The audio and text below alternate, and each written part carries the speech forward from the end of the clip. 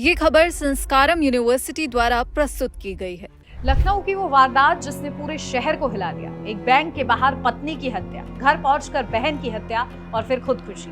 लेकिन अब इस केस की जांच में एक ऐसा सवाल सामने आया जिसने पूरी कहानी को और गंभीर बना दिया है। क्या मानस वाजपेयी ने इस वारदात की तैयारी पहले से कर रखी थी? पुलिस की जांच में सामने आया है कि वह कई दिनों से असलहे की तलाश में था और सबसे अहम बात, जिस दिन ये खौफनाक वारदात हुई उसके अगले ही दिन तलाक के मामले में कोर्ट की तारीख थी।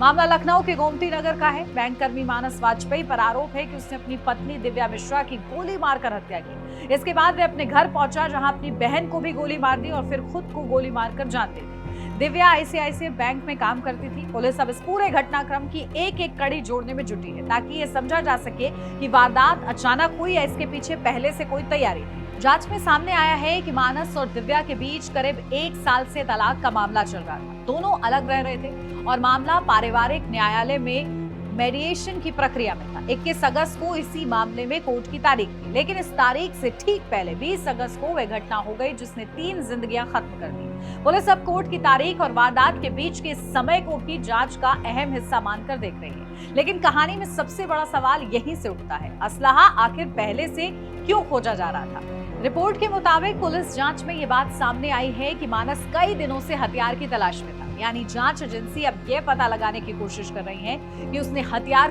कब हासिल किया, उसकी तैयारी कैसे हुई और वारदात से पहले उसकी गतिविधियां क्या थी। इस सवाल का जवाब पूरे केस की टाइमलाइन समझने में बेहद अहम हो सकता है। और सिर्फ असलहे की तलाश ही नहीं, पुलिस की जांच में यह भी सामने आया है कि वारदात से करीब 2 दिन पहले मानस ने दिव्या की गाड़ी रोकने की कोशिश की थी। रिपोर्ट के मुताबिक दिव्या ने अपने करीबियों के सामने पहले ही आशंका जताई थी कि मानस से उन्हें खतरा हो सकता है। यानी अब जांच उस घटनाक्रम को भी जोड़कर देख रही है कि क्या वारदात से पहले मानस लगातार दिव्या पर नजर रख रहा था। इसके बाद आता है वारदात वाला दिन। दिव्या अपने ऑफिस यानी आईसीआई बैंक पहुंची। रिपोर्ट के मुताबिक मानस वहां पहुंचा और दोनों के बीच बातचीत हुई। बात बढ़ी और विवाद की स्थिति बन गई। सामने आए सीसीटीवी फुटेज में दोनों के बीच बहस और हाथापाई जैसी स्थिति दिखाई देने की भी रिपोर्ट है।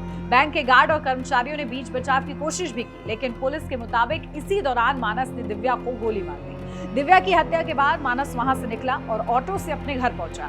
इसके बाद घटनाक्रम और भी भयावह हो गया। पुलिस के मुताबिक घर पहुंचने के बाद उसने अपनी बहन को गोली मारी और फिर खुद को भी गोली मार दी। मौके से हथियार और कारतूस बरामद किए गए। पुलिस अब ये जांच कर रही है कि घटनास्थल से मिले हथियारों का इस्तेमाल किस तरह हुआ और पूरे घटनाक्रम की वास्तविक टाइमलाइन आखिर क्या थी। इस केस में एक और अहम सुराग मानस का व्हाट्सएप स्टेटस भी बताया जा रहा है। रिपोर्ट्स के मुताबिक उसने पत्नी पर धोखा देने का आरोप लगाया था और आगे की घटनाओं का भी जिक्र किया था। हालांकि पुलिस इस संदेश की सत्यता और उसके संदर्भ की जांच कर रही है। यानी सोशल मीडिया पर सामने आई किसी भी बात को सीधे अंतिम निष्कर्ष मानने के बजाय पुलिस उसे सबूतों के साथ जोड़कर देख रही है। अब सवाल है कि आखिर इस पूरे मामले की असली वजह क्या थी। पुलिस की जांच में पारिवारिक विवाद और तलाक का मामला सामने आया, लेकिन किसी भी हत्या के पीछे अंतिम कारण तभी स्पष्ट माना जाता है जब जांच पूरी हो और सभी सबूतों की पुष्टि हो। इसलिए इस वक्त सबसे अहम है सीसीटीवी फुटेज, मोबाइल और डिजिटल रिकॉर्ड्स, हथियारों की फॉरेंसिक जांच, तलाक के केस से जुड़े दस्तावेज और वारदात से पहले की पूरी गतिविधियां। क्योंकि अगर पुलिस की यह बात सही साबित होती है कि मानस कई दिनों से असलहे की तलाश में था, तो जांच का एक बड़ा सवाल यह होगा कि क्या वारदात अचानक गुस्से में हुई या उसके पीछे पहले से तैयारी थी। और अगर पहले से तैयारी थी तो तैयारी कब शुरू हुई और किस वजह से शुरू हुई, यह भी सवाल है जिनके जवाब इस केस की पूरी तस्वीर बदल सकते हैं। एक और अहम कड़ी है कोर्ट की तारीख। 21 अगस्त को तलाक के मामले में सुनवाई होनी थी और उससे ठीक पहले, एक दिन पहले यह खौफनाक घटना हुई। पुलिस इस टाइमलाइन को भी गंभीरता से देख रही है। हालांकि सिर्फ कोर्ट की तारीख और घटना के बीच का संबंध अपने आप में किसी निष्कर्ष का आधार नहीं है। जांच में यह स्थापित करना जरूरी होगा कि उस तारीख का वारदात से वास्तव में क्या संबंध था।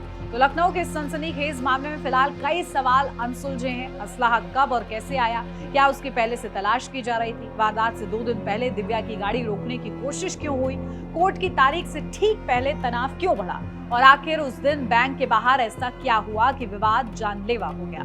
तो फिलहाल इन तमाम सवालों के जवाब तब मिलेंगे जब जांच पूरी हो जाएगी। लेकिन इस पूरे मामले पर आप क्या सोचते हैं, कमेंट बॉक्स में अपनी राय जरूर बताएं।